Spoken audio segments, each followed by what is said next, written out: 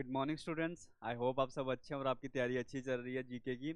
और इसी के साथ देख लेते हैं कि आज के कौन से इंपॉर्टेंट टॉपिक्स है जो हमें करने की ज़रूरत है। तो आज का जो टॉपिक है, सबसे पहले तो वही क्वेश्चन के साथ क्लास को स्टार्ट करेंगे। क्वेश्चन के साथ इसलिए स्टार्ट करेंगे क्योंकि क्वेश्चन बहुत इंपॉर्टेंट होता है। डेली बेसिस पे मैं आपको क्वेश्चंस करवा रहा हूँ, क्योंकि सिर्फ रट देने से करंट अफेयर कुछ नहीं होगा।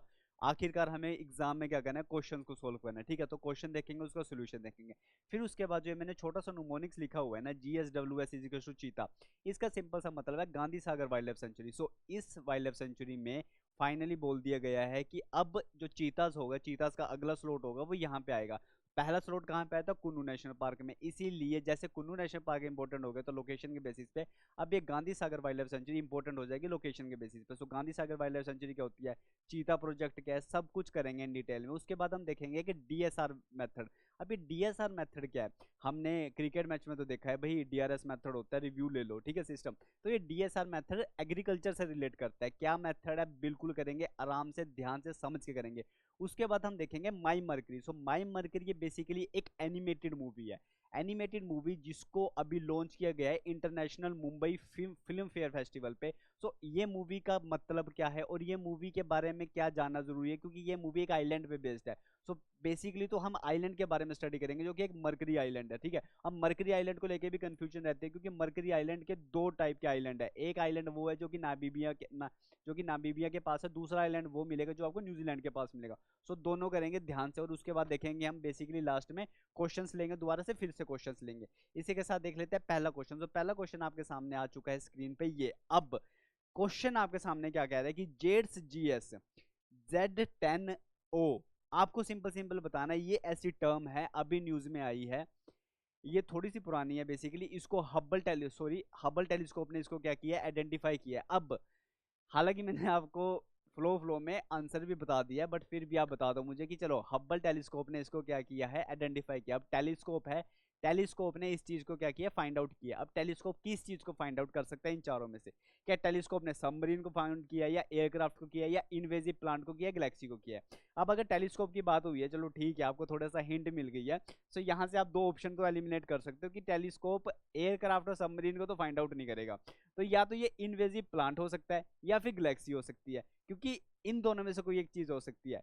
तो इनके लिए तो फिर भी छोटे लेवल में माइक्रोस्कोप यूज किया जाता है। अगर टेलीस्कोप की बात करूं तो वो गैलेक्सी का होती है, और यहाँ पे मैंने फोटो भी लगाई हुई है। सो अभी हाल ही में क्या हुआ है कि हब्बल टेलीस्कोप ने इस गैलेक्सी को फाइंड आउट किया है। हमारी गैलेक्सी कौन सी है? मिल्की वे गैलेक्सी। ऐसे ही हमारी गैलेक्सी से बहुत ज्यादा दूर एक गैलेक्सी हो रहा है जिसको हमने आइडेंटिफाई किया गया है कि इसके अंदर टेलीस्कोप के अंदर देखा गया है। सो अगर ये टर्म आई आपके एग्जाम में, सो आपको पता है आपको क्या करना है। इसका आंसर पे टिक कर देना। आपको क्या है, ये एक गैलेक्सी है जो आइडेंटिफाई किया। अगर मैं टेलीस्कोप की बात करूं तो टेलीस्कोप इस तरीके से दिखता है वो, ठीक है। और इस टेलीस्कोप की खासियत ये है कि इसके अंदर जो ये है ना, गोल्ड की फिल्म इसके अंदर यूज की गई है, गोल्ड की। ठीक है, सो ये इंपॉर्टेंट बात है इसकी। इस तरीके का ये टेलीस्कोप है। इस टेलीस्कोप ने किसको रिप्लेस किया है? इस टेलीस्कोप ने पहले वेब नाम का एक टेलीस्कोप होता था, उसको रिप्लेस किया है। ठीक है, सो ये बात याद रखना आप इस टेलीस्कोप के बारे में। किन का टेलीस्कोप है ये? नासा की तरफ से है टेलीस्कोप। इसी के साथ चलते हैं कुछ छोटे छोटे टॉपिक्स के ऊपर। अब ये दो टॉपिक्स हैं, छोटे छोटे टॉपिक है, इनके बारे में मैं चाहता हूं कि इन डिटेल नहीं, बट आप इतना याद रखो कि अभी हाल ही में क्या हुआ है कि एक प्रोग्राम था, उस प्रोग्राम की डेट ऑल दो तो 2022 2023 थी, बट गवर्नमेंट ने बोला कि जो इस प्रोग्राम से बेनिफिट होंगे उसको हम एक्सटेंड करेंगे 2025 तक। ठीक है, सो 2025 तक एक्सटेंड करने की बात कर दिया डिजिटल हेल्थ मिशन की। So digital health incentive schemes जो है ना, ये स्कीम गवर्नमेंट ने लॉन्च करी गई थी। अब गवर्नमेंट ने बोला कि जो इस इंसेंटिव स्कीम्स है, ये जो इंसेंटिव्स है, ये 2025 तक हम देंगे। आपको क्या याद रखना है कि अगर ये पूछा कि डिजिटल हेल्थ इंसेंटिव स्कीम अगर आई एग्जाम में, सो वो पूछ सकते हैं कि ये किसका पार्ट है। सो ये किसका पार्ट है? ये पार्ट है आयुष्मान भारत मिशन का। सो ये आयुष्मान भारत डिजिटल मिशन का है। आयुष्मान भारत अपने आप में एक हेल्थ सेक्टर में बहुत ही बड़ी क्या है, बहुत ही बड़ी इनोवेशन है। ठीक है, सो याद रखना इसके बारे में आप। उसी के साथ साथ एक MOU साइन हुआ है। MOU का मतलब होता है मेमोरेंडम ऑफ अंडरस्टैंडिंग। किसके बीच में साइन हुआ है? ये साइन हुआ है ई माइग्रेट के बीच में और एसबीआई बैंक के बीच में, ठीक है। सो स्टेट बैंक ऑफ इंडिया के बीच में और ई माइग्रेट के बीच में क्या हुआ है, ये एक एमयू साइन हुआ है। एमयू किस चीज को लेकर साइन हुआ है, डिजिटल पेमेंट को लेकर साइन हुआ है। सो याद रखना आ सकता है कि रिसेंटली डिजिटल पेमेंट को लेकर किसके बीच में एमओयू साइन हुआ है, ई माइग्रेट। ई माइग्रेट क्या है, एक पोर्टल ही है, ये ऑनलाइन पोर्टल है जिसको 2014 में, कब 2014 में लेके आए गए थे, किस लिए, इमिग्रेशन के लिए, किस लिए, ऑनलाइन इमिग्रेशन प्रोसेस के लिए लेके आए थे। तो अब इसके बीच में और किसके बीच में साइन हुआ है, स्टेट बैंक ऑफ इंडिया के बीच में क्या हुआ है, एक मेमोरेंडम ऑफ अंडरस्टैंडिंग साइन हुआ है, किसके लिए, पेमेंट्स के लिए। सो डिजिटल पेमेंट सर्विसेज के लिए इसके बीच में क्या हुआ है, एमओयू साइन हुआ है। सो इसके बारे में ध्यान रखना, ये दो छोटी छोटी सी न्यूज है, सिर्फ आपको इनके बारे में याद रखना है, राइट। अब इसी के साथ चलते हैं आगे और एक और क्वेश्चन के बारे में पढ़ते हैं। क्वेश्चन क्या बोल रहा है कि अभी 5G है, सब 5G का आराम से मजा उठा रहे हैं, बट हमें फ्यूचरिस्टिक सोचना है। सो फ्यूचरिस्टिक सोचते हुए एक 6G की विजन लेके आने हैं, 6G की विजन फ्रेमवर्क। आपको सिर्फ इतना बताना है कि कौन से इंस्टीट्यूशन ने अप्रूव कर दिया है, सॉरी कौन से इंस्टीट्यूशन ने क्या कर दिया, अप्रूव कर दिया किसके लिए, 6G विजन के लिए। और जब ये अप्रूव हो जाएगा तो इंडिया की तरफ से इसमें कौन पार्टिसिपेट करेगा, मिनिस्ट्री ऑफ टेलीकम्युनिकेशन इसमें पार्टिसिपेट करेगी इंडिया की तरफ से, ठीक है। क्योंकि हम लेके जाना चाहते हैं अपनी भारत 6G विजन हम अभी से सोच के चलना चाहते हैं। 5G तो ऑलरेडी मार्केट में आ गया है, तो आगे नेक्स्ट स्टेप क्या, हमें फ्यूचरिस्टिक सोचना है ना। सो फ्यूचरिस्टिक सोचते हुए यहाँ से किसने इनिशिएटिव ये हाँ कर दी है, कौन से इंस्टीट्यूट ने हाँ कर दिया है, सो ये एक इंटरनेशनल इंस्टीट्यूट है। सो इंटरनेशनल टेलीकम्युनिकेशन यूनिट, इसकी फुल फॉर्म क्या है, आईयूटी की फुल फॉर्म है इंटरनेशनल टेलीकम्युनिकेशन यूनिट। इसने क्या कर दिया, इस इंस्टीट्यूशन ने अप्रूव कर दिया कि चलो ठीक है, इस पे काम किया जा सकता है, इस पे काम कर सकते हैं, ठीक है। और इंडिया की तरफ से कौन पार्टिसिपेट करेगा इसमें, मिनिस्ट्री ऑफ टेलीकम्युनिकेशन की तरफ से टेलीकम्युनिकेशन सेक्टर। चलो आगे चलते हैं और अब देखते हैं हम आज का सबसे इंपॉर्टेंट टॉपिक जो है।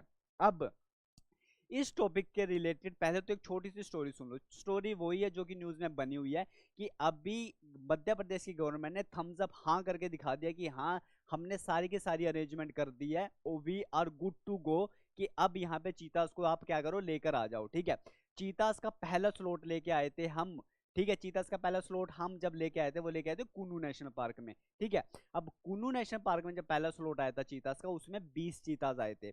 चीतास कहाँ से लेके आए थे, नामीबिया से लेके आए थे और साउथ अफ्रीका से आए थे। दोनों की दोनों कंट्री कहाँ पे सिचुएटेड है, अफ्रीकन कॉन्टिनेंट में सिचुएटेड है, ठीक है। हम वहां से अफ्रीकन चीतास यहाँ पे लेके आए थे।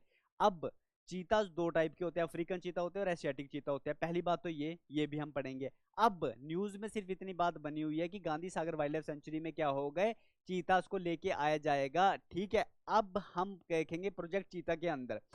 अब यहां से तीन चीजें आपको पता होनी चाहिए। पहली चीज पता होनी चाहिए Gandhi Sagar wild life sanctuary के बारे में हर एक चीज आपको पता होनी चाहिए, पहली चीज ये। दूसरी चीज आपको पता होनी चाहिए कि चीता के बारे में, कि चीता बेसिकली है क्या, चीता के बारे में कुछ कुछ ऐसी न्यूज की, एशियाटिक चीता और अफ्रीकन चीता का आईयूसीएन स्टेटस क्या है, तो चीता के बारे में आपको पता होनी चाहिए। तीसरी चीज जो आपको पता होनी चाहिए यहाँ पे, वो पता होनी चाहिए आपको प्रोजेक्ट चीता के बारे में, कि बेसिकली जो ये प्रोजेक्ट चीता है ये कब चलाया गया था और इंडिया की तरफ से कौन सा डिपार्टमेंट, कौन सी मिनिस्ट्री है जो इसके ऊपर क्या रख रही है, वो चाइज रख रही है, जो इसके ऊपर देख रही है कि काम सही से हो रहा है या नहीं हो रहा। सो सबसे पहले हम स्टार्ट करते हैं प्रोजेक्ट चीता के साथ। सो प्रोजेक्ट चीता स्टार्ट किया गया था 2022 के अंदर, ठीक है। सेम वही टाइम पे जिस टाइम पे अग्निपथ स्कीम को भी निकाला गया था, ठीक है। सो आप याद रख सकते हो अग्निपथ स्कीम 2022 में आई थी और प्रोजेक्ट चीता की बात भी 2022 में की गई थी। इस प्रोजेक्ट के अंदर ये पहला वर्ल्ड का ऐसा प्रोजेक्ट है जिस प्रोजेक्ट के अंदर हम पहली बार ऐसा कर रहे हैं कि किसी कार्निवोरस मैमल को एक कॉन्टिनेंट से दूसरे कॉन्टिनेंट पे ही भेज रहे हैं, ठीक है। अफ्रीका अलग कॉन्टिनेंट हो गया, एशिया अलग कॉन्टिनेंट हो गया। सो ये इंटर कॉन्टिनेंटल जो हम कार्निवोरस मैमल की ट्रेड कर रहे हैं, ट्रेड नहीं करे बेसिकली, हम चाहते हैं कि इंडिया के अंदर भी क्या है, चीता है, क्योंकि इंडिया के अंदर से चीता 1952 में ही एक्सटिंक्ट कर चुका है, ठीक है। अब ये क्या है, वर्ल्ड का पहला इंटरकॉन्टिनेंटल इतना लार्ज प्रोजेक्ट है। प्रोजेक्ट चीता स्टार्ट हुआ था 2022 के अंदर। पहली बार हमने चीतास कहां से मंगवाने की बात करी गई थी, नामीबिया से आए थे और साउथ अफ्रीका से आए थे चीतास, ठीक है। अब उसके बाद हमारा एम क्या है, एम हमारा है कि हमें कम से कम इंडिया के अंदर 50 चीतास को लेके आना है, कम से कम 50 चीतास को हमें इंडिया के अंदर लेके आना है आने वाले 5 सालों तक। सो 2022 में अगर मैं 5 जोड़ दूं तो 2027 तक की हमारी ये विजन है। तो 2027 तक हमें ऐसा कर देना है कि इंडिया के अंदर कम से कम 50 चीताज की पॉपुलेशन है, फिर हम उनको ब्रीड कराएंगे, वो कराएंगे और उनकी पॉपुलेशन क्या करवाएंगे, हम बूम कराएंगे उनकी पॉपुलेशन को, राइट। अब इसको इंप्लीमेंट करने वाली एजेंसी कौन सी है, ये इंपॉर्टेंट है, क्योंकि चीताज 1952 में एक्सटिंक्ट हो चुके थे, बट उसके बाद टाइगर्स को प्रिजर्व करने के लिए हमने टाइगर प्रोजेक्ट चलाया था। सो ये जो चीता का प्रोजेक्ट है ये टाइगर प्रोजेक्ट के अंदर ही आता है, और साथ के साथ में जो इसको इंप्लीमेंट करने वाली जो ऑर्गेनाइजेशन है वो भी कौन सी ऑर्गेनाइजेशन है, वो भी कौन सी है, टाइगर से रिलेटेड ऑर्गेनाइजेशन है। So National Tiger Conservation Authority ही है इसको क्या करने वाली, इसको इंप्लीमेंट करने वाली। सो यहाँ पे कंफ्यूज मत होना कि यार प्रोजेक्ट चीता के अंदर है तो इसको इंप्लीमेंट करने वाले भी प्रोजेक्ट चीता की ही अथॉरिटी होगी, नहीं, टाइगर अथॉरिटी है इसको इंप्लीमेंट करने वाली। सो प्रोजेक्ट चीता से रिलेटेड सब कुछ खत्म हो गया। इसी के साथ आगे चलते हैं किसके ऊपर, वर्ल्ड के फास्टेस्ट मैमल के ऊपर, जो कि कौन है, चीता है। तो चीता क्या है, वर्ल्ड का फास्टेस्ट मैमल है। चीता के बारे में कुछ कुछ बातें जान लेते हैं। जो छोटी छोटी बातें वो यही है कि ये वर्ल्ड का फास्टेस्ट मैमल है, सबको पता है। दूसरा, चीता दहाड़ता नहीं है, चीता रोर नहीं करता, जैसे कि जो कैट स्पीशीज आती हैं। बाकी अगर हम बिग कैट्स को अगर हम देखें, जैसे हम ले लेपर्ड को ले लेते हैं, टाइगर को ले लेते हैं, लायन को ले लेते हैं, जैगवार को ले लेते हैं। सो हम जब इन सब को लेते हैं ना, ये सब अलग अलग होते हैं, पहली बात तो ये। अब ये सारे के सारे दहाड़ते हैं, दहाड़ना, रोर करना, दहाड़ते हैं, बट चीता कभी भी दहाड़ता नहीं है, इस चीज को याद रखना। और जो इस पूरे पेज का सबसे इंपॉर्टेंट है वो ये है अफ्रीकन चीता और एशियाटिक चीता। सो याद रखना कि अफ्रीकन चीताज का आयुसियन स्टेटस है वल्नरेबल, और एशियाटिक चीता का आयुसियन स्टेटस क्या है, क्रिटिकली इंडेंजर्ड। यहां पे कंफ्यूज हो सकते हैं बच्चे, तो यहां पे कंफ्यूज मत होना, इस चीज को याद रखना, राइट। और इसी के साथ चलते हैं इस टॉपिक के एंडिंग की तरफ और जानते हैं किसके बारे में, Gandhi Sagar wild life sanctuary. सो Gandhi Sagar wild life sanctuary कहां पे सिचुएटेड है, मध्य प्रदेश और राजस्थान के बॉर्डर के पास ही सिचुएटेड है। फेमस चंबल रिवर इसमें से क्रॉस करती है। चंबल रिवर क्रॉस करते हुए इस वाइल्ड लाइफ सेंचुरी को दो पार्ट्स में डिवाइड करती है। अब वो दो इक्वल पार्ट्स तो नहीं होते, पर दो पार्ट्स में जरूर डिवाइड करती है इस वाइल्ड लाइफ सेंचुरी को। अब अगर आपको वाइल्ड लाइफ सेंचुरी के बारे में, इसके बारे में जानना है कि इसका फ्लोरा क्या है, इसका फोना क्या है, तो उसके लिए एक डेडिकेटेड वीडियो बनाई गई है किसके ऊपर, शॉर्ट्स के ऊपर। क्योंकि 30 से 40 सेकंड्स में हर एक नेशनल पार्क के बारे में, हर एक वाइल्ड लाइफ सेंचुरी के बारे में सीरीज चली हुई है किसके ऊपर, सीधी परीक्षा के ऊपर। और ऑल दो मैं उसका लिंक इस वीडियो के कैप्शन में भी लगा दूंगा, किसके बारे में, गांधी सागर के बारे में। सो याद रखना, उस वीडियो को देखना, 30 से 40 सेकंड है, उसमें सब कुछ बताया गया। बट अब हम ये देख लेते हैं कि चलो ठीक है, पहली लोकेशन जब कुन्नू नेशनल पार्क रखी गई थी, तो दूसरी लोकेशन हमने गांधी सागर को क्यों चूज किया गया। सो Gandhi Sagar wild life sanctuary को चूज करने का जो मेन कारण था, वो मेन कारण दो थे। पहला कारण था टोपोग्राफी। सो टोपोग्राफी देखा गया कि गांधी सागर नेशनल पार्क में एक रॉकी ट्रेन्स हैं, साथ के साथ में वहां पे हिल्स भी प्रेजेंट है। सो इसकी कुछ ऐसी टोपोग्राफी है जहां पे देखा गया कि चीता सर्वाइव कर सकते हैं। दूसरा देखा गया इकोसिस्टम। सो अगर मैं इकोसिस्टम की बात करूं तो यहाँ पे जो इकोसिस्टम देखा गया वो देखा गया क्या, कौन से वाला, सवाना वाला। सो अफ्रीका के अंदर ये देखा जाता है सवाना। तो सवाना इकोसिस्टम यहाँ पे देखा गया है। ऑल दो यहाँ पे अच्छी खासी ग्रासलैंड्स भी होती है जहाँ पे चीता रन करके अपने प्रे को, अपने शिकारी को पकड़ भी सकते हैं। इसी के साथ साथ ड्राई डेसिडुअस ट्रीज भी यहाँ पे देखे गए हैं। सो ऑल दो यहाँ पे ऐसा इकोसिस्टम और ऐसा टोपोग्राफी है जहाँ पे चीतास क्या कर सकते हैं, सर्वाइव करते हैं। यही कारण है कि क्या करने का, चीतास को Gandhi Sagar wild life sanctuary में लेके आने का। उसी के साथ साथ कुछ थ्रेट्स देख लेते हैं, चैलेंजेस देख लेते हैं। तो सबसे बड़ा चैलेंज कौन सा रहेगा, शिकारियों का रहेगा। जैसे कि चीता जिन एनिमल्स के ऊपर फीड करते हैं, जिन एनिमल्स को खाते हैं, उनको बोला जाता है प्रे। सो जिनके वो चीतास खाते हैं, सो वहां पे लेस प्रे है। और यही दिक्कत का कारण कूनो नेशनल पार्क में भी बना हुआ था कि चीतास का जो खाना है ना, जो खाने वाले वो जानवर है, उनकी पॉपुलेशन की संख्या थोड़ी सी वहां पे कम है। सो ये थोड़ा सा चैलेंज है जिसको ओवरकम करने के लिए वहां पे उसके जो प्रे है उनको भी इंट्रोड्यूस किया जाएगा, जो कि इजिली अवेलेबल हैं भी, ठीक है। सो लेट्स होप कि ये जो चीतास आ रहे हैं ये सर्वाइव करे यहाँ पे। इसी के साथ चलते हैं एक फेमस मेथड के ऊपर, जो कि एक एग्रीकल्चर मेथड है। सो अभी रिसेंटली पंजाब गवर्नमेंट क्या बोल रही है, पंजाब गवर्नमेंट कह रही है कि ट्रेडिशनल मेथड को छोड़ो और एक नया मेथड अप्लाई करो। सो ये नया मेथड है क्या, सो नया मेथड है ये डायरेक्ट सीडलिंग राइज मेथड। सो DSR मेथड है। आर का मतलब यहाँ पे क्या हो जाता है, आर का मतलब हो जाता है यहाँ पे राइज मेथड।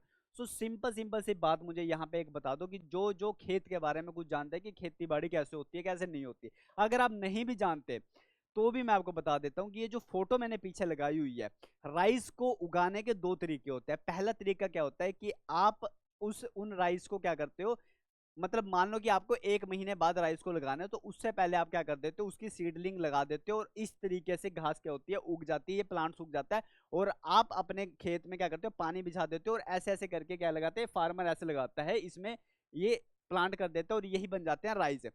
अब ये नया मेथड क्या बोल रहा है, नया मेथड कह रहा है कि हमें ये पहले उगाने की जरूरत नहीं है, हम सीधा का सीधा फील्ड में क्या करेंगे, सीड उगाएंगे।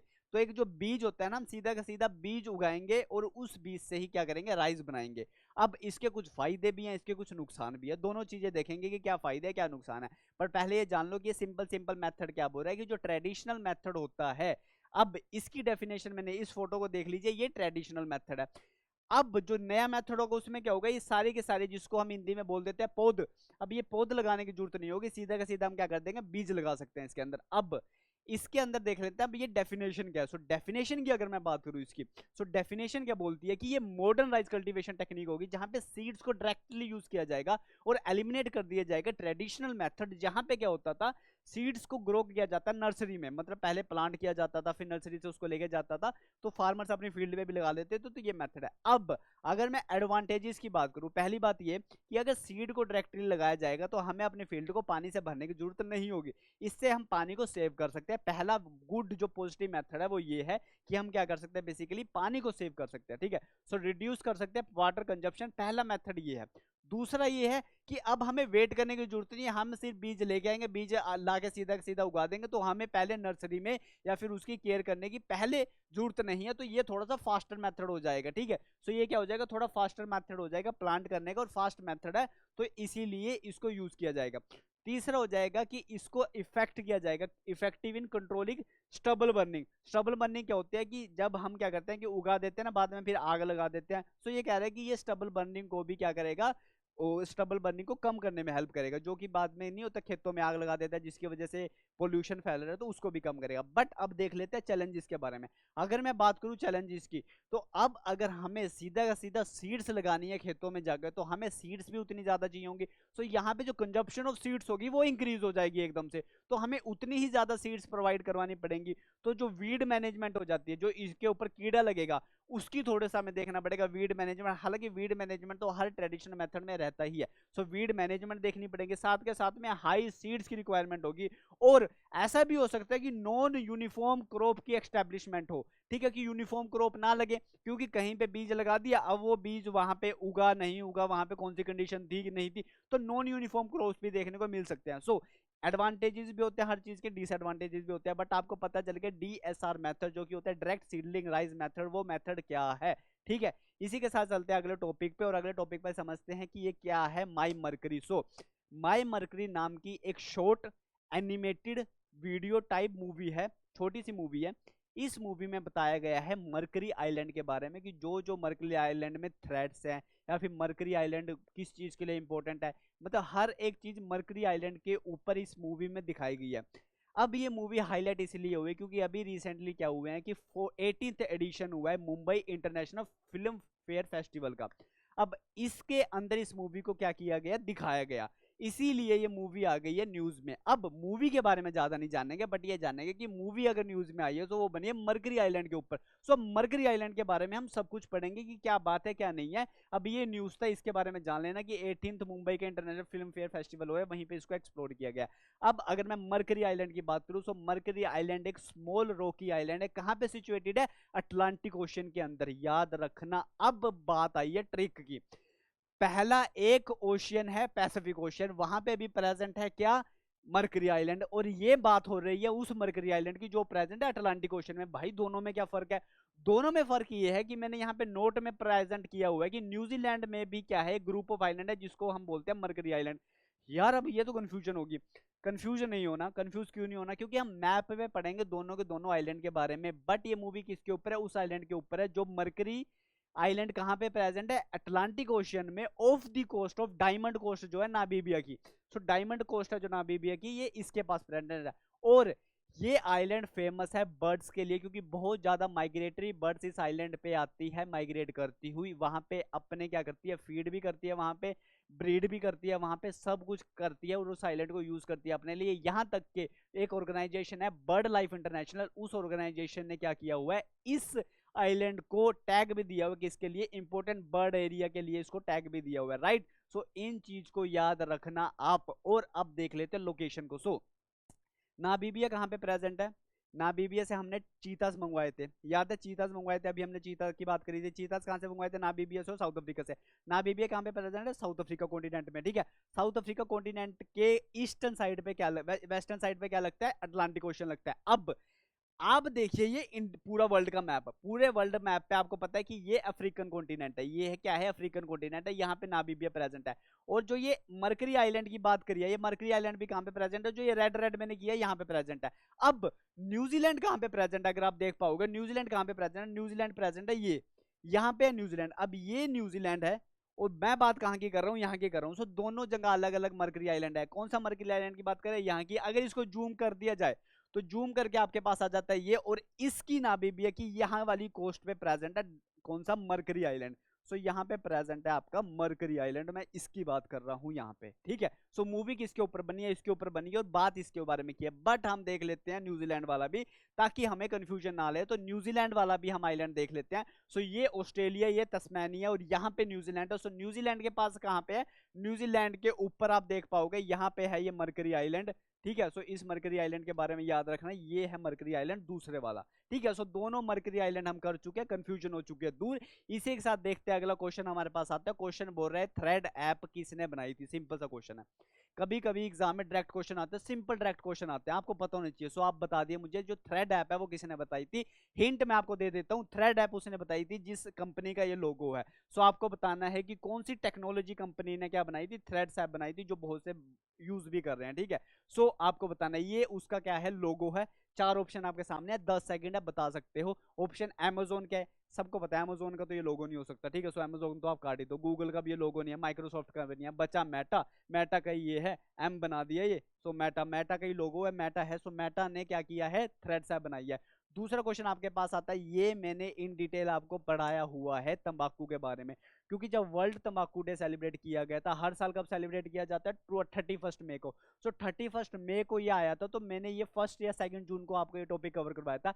इस टॉपिक में मैंने आपको बताया था कि कैसे आने वाली जो ये कंपनीज है ना, कैसे ये कंपनी जो तंबाकू कंपनीज होती है, तंबाकू इंडस्ट्री होती है, कैसे ये न्यू यूथ को क्या करती है, अट्रैक्ट करती है कि आओ तंबाकू को कंज्यूम करो। तो इनके कुछ ऐसे नेगेटिव टैक्टिक्स होते हैं जिनकी वजह से यूथ क्या कर रहे हैं, इनकी तरफ इन्फ्लुएंस होते हुए जा रहे हैं, ठीक है, जो कि गलत बात है। आपको सिंपल सिंपल क्वेश्चन में बताना है कि थीम क्या थी इस साल 2024 के वर्ल्ड तंबाकू डे की। अब मैंने अगर आपको इतना सारा बता दिया है कि बच्चों की बात है, इंडस्ट्री की बात करी गई है, सो हमेशा याद रखना कि थीम किस पे होती है, करंट टॉपिक पे होती है। तो मैंने अभी क्या बताया आपको कि इंडस्ट्री नेगेटिव टैक्टिक्स को यूज करके क्या कर रही है, लोगों को, यूथ को अपनी तरफ इन्फ्लुएंस कर रही है, ताकि जो ओल्ड कस्टमर है उनको रिप्लेस किया जा सके। अब अगर मैंने चाइल्ड की ही बात कर दी, सो प्रोटेक्टिंग चिल्ड्रन फ्रॉम तंबाकू इंडस्ट्री की इंटरफेरेंस, यही थीम थी इस बार की, और यहीं पे क्या किया गया, एम्फेसिस किया गया है इस बार का। और इसी के साथ जो लास्ट क्वेश्चन आपके लिए होमवर्क है वो ये है, जो मैंने अभी पढ़ा के हटा हूं। मुझे बता दीजिए कि आयुसियन स्टेटस क्या है किसका, एशियाटिक चीता का। याद रखना मैंने पूछा एशियाटिक चीता, अफ्रीकन चीता नहीं, मैंने क्या पूछा है, एशियाटिक चीता। तो एशियाटिक चीता का आयुसियन स्टेटस क्या है, मुझे बता दीजिए। लीस्ट कंसर्न, वनरेबल, एंडेंजर्ड या फिर क्रिटिकली एंडेंजर्ड, चारों में से क्या ऑप्शन होगा। इसी के साथ क्लास को करते हैं एंड। कल दोबारा मिलेंगे बच्चों कुछ और अमेजिंग टॉपिक्स के साथ। तब तक stay safe, stay healthy, bye bye.